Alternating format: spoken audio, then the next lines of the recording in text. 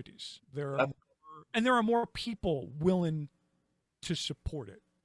So, you know, I try and be optimistic. It doesn't always vibe with my demeanor sometimes. No, but that's why we thought Philly's the perfect place to start the citizen body, because the nation started here. Roxborough, the section I'm in, you can go to a small hardware store. It's thriving. We have a couple smaller banks. They're not the smallest in the world, but they're small.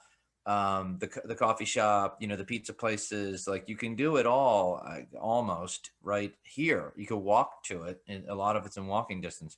And we think that if people just start focusing, on how much of that they can do themselves, even in the suburbs, then it becomes a mindset. As that becomes a mindset, then it becomes a cultural phenomenon. Because right now, I think a lot of people agree with it in sentiment. Oh yeah, shop small. Yeah, I'm real big. But when they really look at their day, it starts looking a lot more like, jumping on Spotify. And not that Spotify's a bad guy, but it's not the best for the artists. No, no, it certainly isn't. And it's not the best for the human connection. So it's just when we start doing this together en masse, the power really does go back to the people. Oh, And absolutely. we don't mean like power like we're going to take you down or we're going to have a coup, but it's just organically, naturally, the way your body does it. All the cells are getting everything they need. It's all cooperating together. These cells aren't against these cells, and this organ system isn't against that organ system, and there's no giant like robot controlling our body. It's just all happening like on its own volition.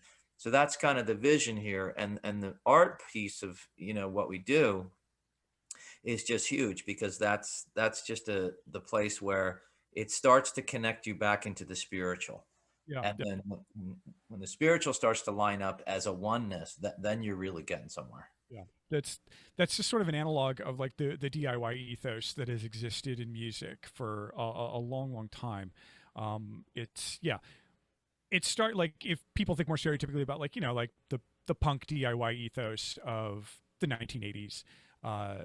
Before the sound, before we talk about even like sound and genre and that being like sort of codified into like this is what this kind of music sounds like, the ethos was what can we do within our community to raise all of us up. Like there's plenty for all of us. How about we start by building your community and then opening your community to people from other communities. And that's how the DIY, like sort of the classic DIY 80s underground music scene started. Small labels, small companies, small bands booking small shows. And some of those small bands, like you look at them now and you say names like Black Flag and X and the Go-Go's.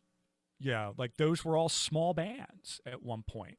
The Bangles were a small band before they got big. And those were those artists were able to grow, and the communities and scenes were able to grow through, like I said, arting small and shopping small, keeping your stuff within that world, and that's how it starts. It's worked for years, and now that we have the internet and sort of this mass communication way of really being able to reach out to each other, if we use that tool properly, and that's we could debate for hours on what's the proper way to use that or what's the effective way to use that. But if we use that tool properly, there's nothing we can't do, and we're not going to make $1 million, but we're not going to starve, hopefully. So that in the end is what you're going for. I think an easy takeaway for this podcast is if everyone tries to find one local act, a band, a comedian, a visual artist, a dance company, just try to find one, and in your collection, in your favorites, in your music, like just start looking. I mean, Kalani Baylor is already a favorite of mine. Just found her a couple weeks ago because she came on our program. And they are out there and they're right around you, and you might be meeting them in person, or when we do get back out to these venues, maybe they're on your list to go see. But you have to take the time to do that, and that's not that hard. I mean, and hopefully your podcast, Dan, is a resource. Citizen Bodies featuring an artist. Sometimes it's visual. It could be dancer, it could be comedian, it could be a band.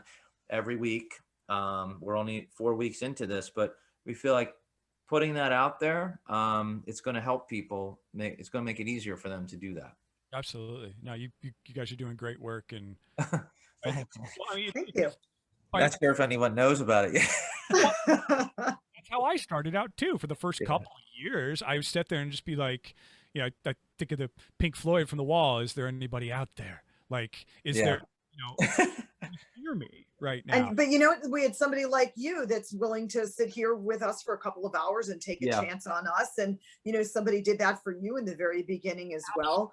And we've had a couple of our other, artists, like we've had Peace Ike, we've had Sharia Wallace, Tom Porbandith, people that said, yeah, I'll sit down and talk with you too. And just, kind of foster that community spirit.